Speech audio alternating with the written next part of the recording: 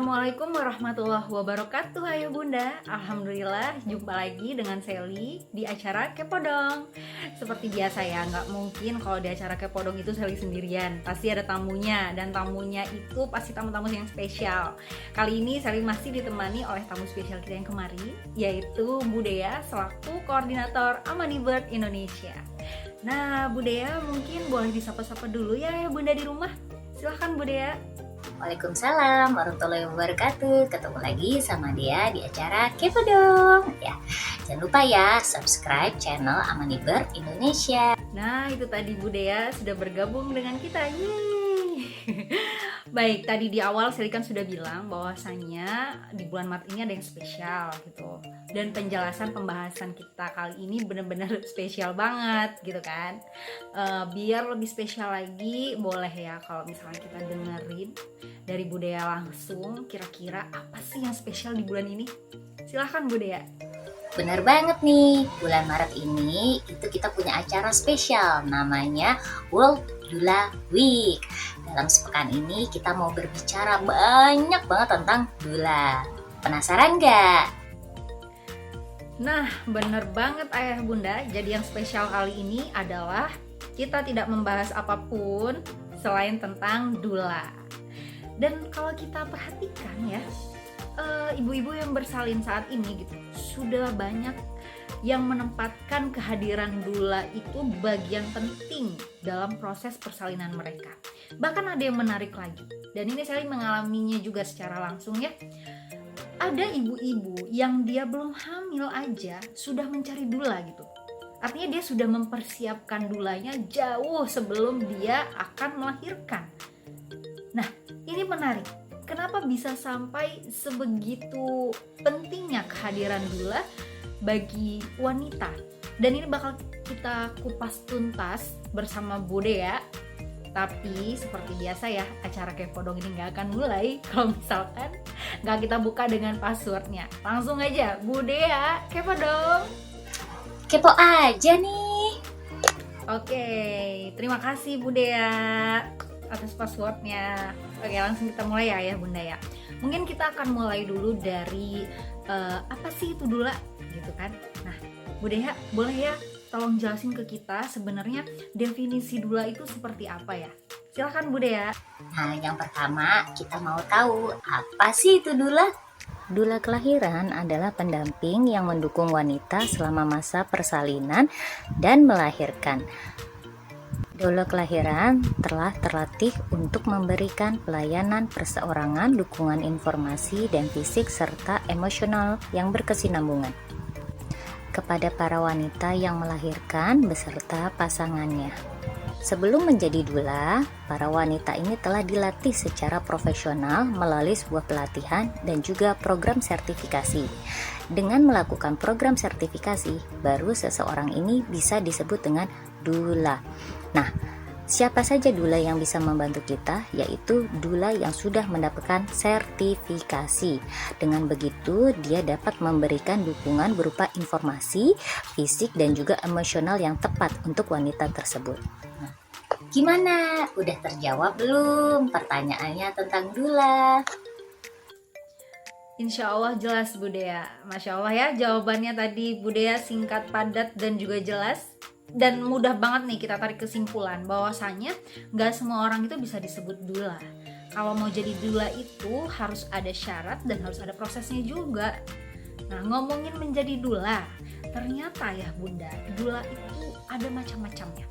Nah, langsung aja kita simak penjelasan dari Bu Dea, macam-macam dari doula. Silahkan Bu Dea. Ya, benar banget. Ternyata doula itu bukan cuma doula untuk kehamilan atau persalinan, tetapi ada bermacam-macam.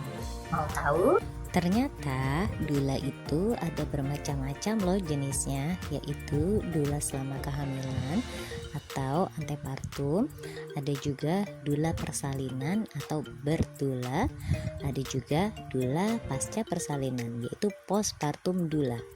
Selain itu, ada juga yang disebut dengan Ada juga abortion doula atau biasa disebut dengan grief doula, di mana doula tersebut akan membantu seorang ibu yang mengalami keguguran atau kematian janin dalam kandungan atau janin yang tidak berkembang. Seorang grief doula akan membantu ibu melewati masa-masa kesedihan setelah keguguran ataupun kematian janin dalam kandungan, di mana pada masa ini seorang ibu yang rapuh akan terus diberikan dukungannya agar mampu melewati masa ini dengan lebih baik lagi. Ternyata doula dapat mendampingi di setiap masa yang dibutuhkan seorang ibu.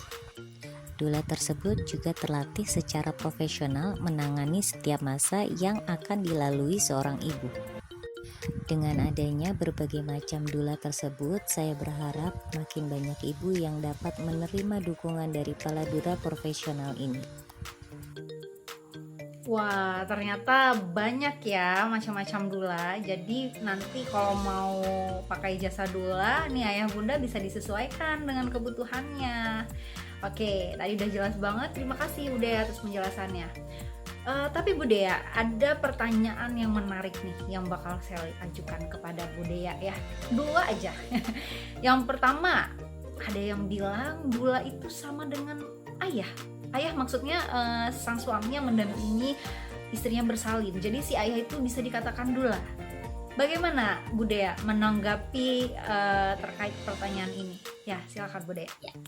Benar banget Mas Eli, pasti ada yang nanya ya, sebenarnya apa bedanya doula dengan seorang ayah? Nah, yuk kita lihat. Sebenarnya doula tidak dapat menggantikan tugas ayah, tetapi doula dan ayah dapat bekerja sama. Yang pertama, doula dapat membantu ayah untuk lebih percaya diri, kemudian membantu ayah menjadi pendamping persalinan yang baik, dan juga doula dapat memberikan dukungan praktikal. Doula juga datang dengan penuh persiapan. Doula dapat membantu meredakan stres baik pada ibu maupun ayah. Doula dapat membantu ayah mengambil keputusan di posisi yang sulit, tetapi bukan untuk memberikan keputusan. Doula juga dapat membantu keluarga untuk mendapatkan awal hidup yang lebih baik. Jadi, doula dan ayah dapat saling bekerja sama untuk mendukung ibu dalam persalinan. Masya Allah, terima kasih Bude atas penjelasannya. Tadi udah kita sama-sama dengar ya ayah bunda terkait dengan doula ayah tadi. Nah, ini ada statement menarik lainnya nih Bude ya. Bahwasanya ada yang mengatakan kalau bidan itu udah pasti jadi doula lah. Bidan itu udah bisa jadi doula gitu. Apakah benar seperti itu Bude ya? Mungkin bisa tolong jelaskan Bude ya, perbedaan doula dan bidan itu bagaimana? Silahkan Bude ya. Nah, ini emang pertanyaan yang sering banget kita terima. Katanya doula itu sama nggak sih sama bidan? Nah, coba kita lihat ya. Doula menyediakan dukungan emosional, fisik, dan informasi selama kehamilan. Dukungan ini berlanjut selama proses persalinan, kelahiran, hingga beberapa saat setelah melahirkan. Bidan menyediakan layanan medis selama kehamilan, persalinan, kelahiran, hingga pasca melahirkan, dan mereka berusaha menjaga agar ibu dan bayi tetap sehat, aman, dan berisiko rendah. Keduanya adalah seorang profesional di bidangnya masing-masing. Mereka bekerja sama untuk memastikan ibu dan bayi mendapatkan dukungan yang penuh selama kehamilan, persalinan, hingga kelahiran dan pasca melahirkan. Lalu pertanyaan selanjutnya, apakah seorang bidan dapat menjadi doula? Jawabannya ya, seorang bidan dapat menjadi doula. Seorang bidan dapat menjadi doula dengan menjalani program sertifikasi.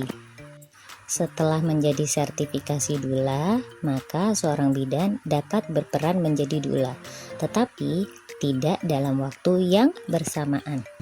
Ketika seorang bidan ingin menjadi doula, maka seorang bidan tidak boleh melakukan tindakan medis. Seorang dula tidak dapat melakukan pemeriksaan medis walaupun dia merupakan seorang tenaga kesehatan, yaitu bidan. Jika seorang bidan ingin melakukan pemeriksaan medis, maka dia tidak bertindak sebagai dula, tetapi dia bertindak sebagai bidan. Semoga bisa terjawab ya perbedaan antara dula dan bidan. Nah, itu tadi ya Bunda penjelasan terkait dula dan bidan. Masya Allah, terima kasih banyak Bunda ya atas penjelasannya, jelas banget. Nah, nggak kerasa kita udah di penghujung waktu part 1 nih ya Bunda. Artinya perjumpaan kita di part 1 tentang dula sampai sini dulu. Tapi sebelum ditutup, minta closing statementnya dulu dari Bunda ya. Silahkan Bunda ya. Nah, udah tahu kan tentang dula? Besok kita akan sambung lagi ya terkait fakta dula yang lainnya. Untuk informasi seputar dula bisa klik ke Amani Bird Indonesia, kemudian cek highlightnya, ada highlight dula di sana. Setelah dipilih highlight dula, nanti kita bisa melihat banyak sekali informasi terkait apa itu dula, kemudian seputar bagaimana manfaat dula, ya, penelitian yang menyebutkan dula dapat melakukan apa saja atau tidak dapat melakukan apa, semuanya sudah lengkap ada di highlight IG Amani Bird Indonesia. Silahkan dicek ya, jangan lupa follow and subscribe YouTube Amani Bird Indonesia. Nah, masih banyak ya informasi terkait dula di sana. Oke, selamat mencoba. Terima kasih. Ya Mbak Sally, insya Allah nanti kita ketemu lagi ya di part 2. Assalamualaikum. Waalaikumsalam warahmatullahi wabarakatuh Bunda ya. Nah, kita udah selesai part 1-nya. Ayah Bunda jangan lupa ya, habis dari part 1 nih langsung nanti mampir ke part 2. Karena di part 2 kita udah menyediakan sesuatu yang spesial buat ayah Bunda semuanya. Nah, sampai sini dulu perjumpaan di part 1. Jangan lupa like, comment, and subscribe. Wassalamualaikum warahmatullahi wabarakatuh.